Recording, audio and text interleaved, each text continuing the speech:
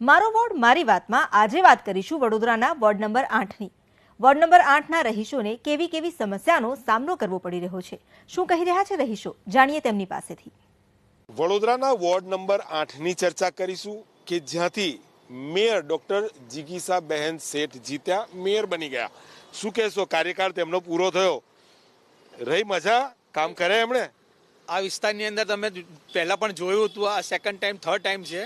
એ લોકોએ કામગીરી કરી હોય તો પબ્લિક તેમને કહે, અત્યારે કોઈ કામગીરી નથી થઈ। તમે જોઈ શકો છો બધા કામ પેન્ડિંગ છે અને એ લોકોનો કાળ પતી ગયો છે। એ લોકોએ આટલું બધું કામ કર્યું, અમે તમે આ રોડ પર આવીને જો કયું કામ તમે કર્યું છે।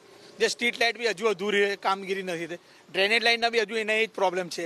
ખાડા ખાલી તમે જો સરફેસિંગ કર્યું એના માટે બી ભૂવા પડી ગયા છે। અત્યારે તમે જો વિસ્તારની અંદર વોર્ડ નંબર 8ની અંદર ડ્રેનેજની પહેલાંથી સમસ્યા છે, હજુ પણ 5 વર્ષ પૂરા થયા ભાજપના શાસનમાં તો હજુ એ કામગીરી પૂર્ણ થઈ નથી। હવે નવા જે આપણા જે કમિશનર જે આવ્યા છે, હવે એમના માથા પર એટલો બધો ભાર આવી ગયો છે, કારણ કે વિસ્તારની અંદર દરેક વિસ્તારની અંદર એવું થઈ ગયું છે। વોર્ડ નંબર 8ની અંદર તો તમે જો જેવો નવો વિસ્તાર આવ્યો છે કરોડિયા બાજુ, એમાં તો અસંખ્ય પ્રોબ્લેમ રહેવાના છે, એ સોલ્વ થવાના નથી। એટલે કે જે જૂનો વોર્ડ હતો સીમાંકન બદલાયા છે, નવામાં તો અનેક પ્રશ્નો છે, જૂનાના પણ પ્રશ્નો હલ કર્યા નથી। શું કહેશો? છેલ્લા ઇલેક્શનમાં વોર્ડ નંબર 8ની પ્રજાએ 4 સીટો ભાજપને ધરી દીધી, પરંતુ આ ભાજપના જે કાઉન્સિલરો છે એ આ વોર્ડના જે પ્રશ્નો છે, સળગતા પ્રશ્નો, એ સોલ્વ કરવામાં ઘણી એ લોકોએ કોઈ દરકાર કરી નથી। અને એને કારણે આજે પણ ગોરવા રિફાઇનરી રોડ જે ડ્રેનેજનું કામ છે એ ઘણા સમયથી ચાલી રહ્યું છે પણ પૂરું જ થતું નથી। અને એટલા બધા ડ્રેનેજના પ્રોબ્લેમ છે ગોરવા વિસ્તારમાં, અને વરસાદી ટાઈમમાં પણ વરસાદ એટલા પાણી એટલા બધા ભરાઈ જાય છે કે કલાકો સુધી વાહન વ્યવહારમાં પણ તકલીફ થાય છે। મેયર આ વિસ્તારના હતા, એ ધારત તો આ પ્રશ્નો વહેલામાં વહેલી તકે સોલ્વ કરી શક્યા હોત, પરંતુ તેવું કર્યું નથી અને પ્રજાને રજડતી મૂકી દીધી છે। એ જ પ્રશ્નો પેન્ડિંગ પડેલા છે। એટલે કે એક જમાનામાં રાજા પાસે પ્રજા અપેક્ષિત હતી, આજે મેયર પાસે કંઈક કર્યું નથી। શું કહેશો, કયા કયા કામ બાકી મૂકીને ગયા છે મેયર? આ વોર્ડ નંબર 8 છે, નવો વિસ્તાર ઉમેરાયો છે, 20 થી 25,000 નવા વિસ્તારના ઉમેરો થયો છે। આજે 6 મહિના થવા છતાં નાની કચેરી હરખી ખોલી શકતા નથી। પબ્લિકને બહુ જ તકલીફ પડી રહી છે। નાના દાખલા માટે મરણના દાખલા હોય કે જન્મનો દાખલા હોય કે આવકનો દાખલા હોય, 6 મહિનાથી 15-20 હજાર પબ્લિક અહીંથી ત્યાં આટા માર્યા કરે છે। તલાટી નથી, કાલે આવશે, પરમ દિવસ આવશે, બહુ જ તકલીફ પડે છે, બહુ જ તકલીફ પડે છે। આ કરોડિયા ઉંડેરા કરોડિયાની વાત કરું છું। ઉંડેરા કરોડિયા નવો વિસ્તાર વોર્ડ નંબર 8માં આવ્યો છે, ધક્કા ખાવાના શરૂ થયા છે। શું કહેશો? તમે જોઈ શકો છો કે 5 વર્ષમાં જે ભારતીય જનતા પાર્ટીએ શાસન કર્યું, તો આ મેયરશ્રીનો વોર્ડ છે, ત્યાં આગળ કચરાના બી ઢગલા જોવા મળી રહ્યા છે। અત્યારે ઉંડેરા છે, પછી કરોડિયા છે, જેવા ગામનો સમાવેશ કરવામાં આવ્યો, તો તમે જોઈ શકો છો કે કરોડિયા રોડથી આવતા મધુનગર સરકાર દ્વારા બી કચરાના ઢગલા જોવા મળી રહ્યા છે।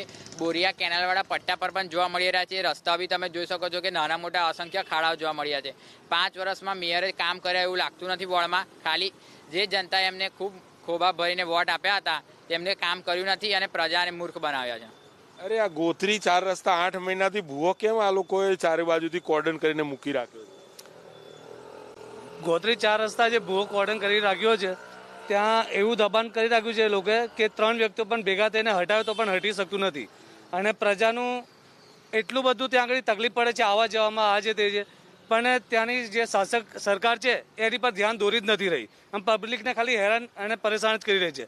હું અત્યારે નવું સીમાંકન જે થયું છે એ વિસ્તારમાંથી આવી રહ્યો છું, ત્યાં એ વિસ્તાર છેલ્લા 6 મહિનાથી સીમાંકનમાં આવી ગયો છે, પણ કોઈ મેયરશ્રી અત્યાર સુધી ત્યાં જોવા નથી આવ્યા। હું તો કહું છું કે મેયરશ્રીનું નામ પણ કોઈને ખબર નહીં હોય કે આ મેયર છે।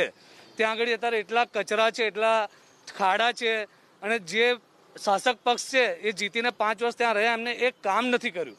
ખાલી નાની સોસાયટીઓમાં એમને રોડ બનાવી દીધા અને એમનું કામ પતી ગયું, પણ ત્યાં એટલી બધી તકલીફ છે, ડ્રેનેજની તકલીફ, હરેક સોસાયટીમાં ગટરો ઉભરાય છે, અત્યાર સુધી ત્યાં કોઈ જોવા નથી આવ્યું।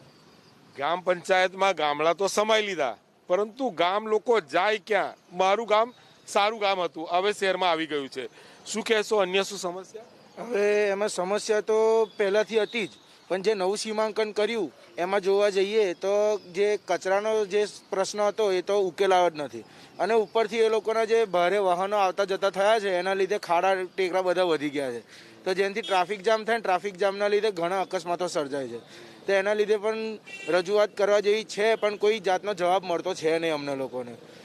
અને કોઈ જાતનું અમને એનું એ નહીં મળ્યું કે તમે આવ્યા છો, સીમાંકન થયું છે, તો અમને એનો કોઈ ફાયદો તો છોડો, અમને જે કામગીરી હોય એ કામગીરી પણ નથી મળી.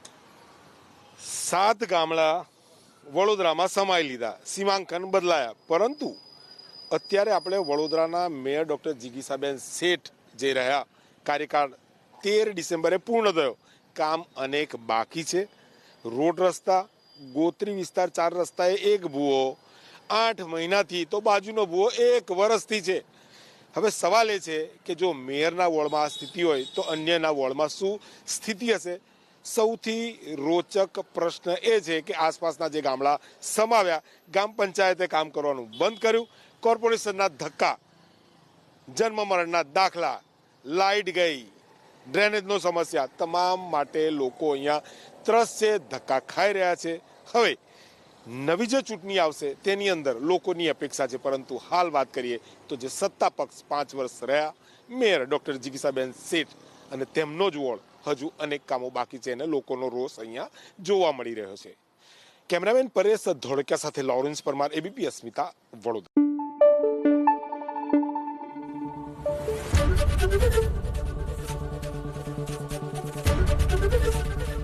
એબીપી અસ્મિતા, ગુજરાતની અસ્મિતા.